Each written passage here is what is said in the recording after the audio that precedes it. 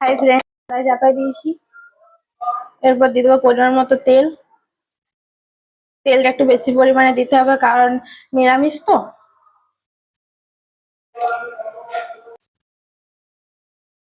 তেল গরম হয়ে গেলে দিয়ে দেবো তেজপাতা, শুকনো লঙ্কা, গোটা জিরা, পাঁচফোড়ন দিয়ে একটু হালকা ভাজি নেবো।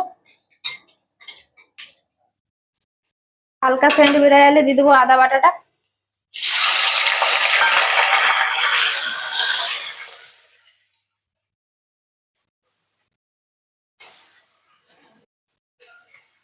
আদাটা একটু হালকা ভাজা হলে দিয়ে দেবো টমেটো গুলো।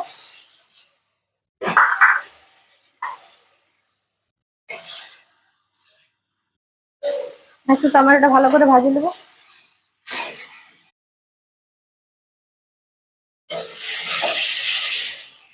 মশলা ভাজা হয়ে গেলে দিয়ে দেবো গোটা জিরা, কাঁচা লঙ্কা বাটা।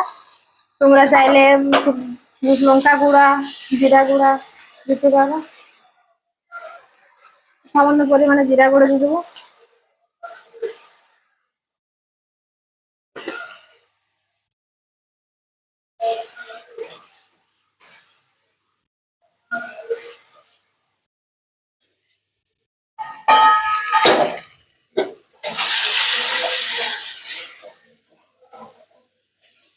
মটর কলাই আগে থেকে সিদ্ধ করে রাখা হলুদ দিয়ে নুন দিয়ে সিদ্ধ করে রাখাটা দিয়ে দেবো।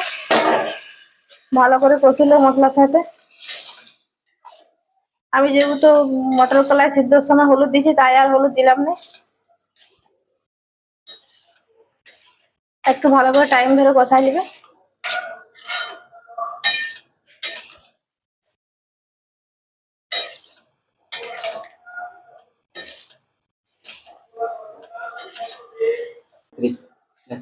ঘুগনিটা হয়ে গেছে, এরপর উপর থেকে চানা মশলা গুলো দিয়ে নামাই নেবো।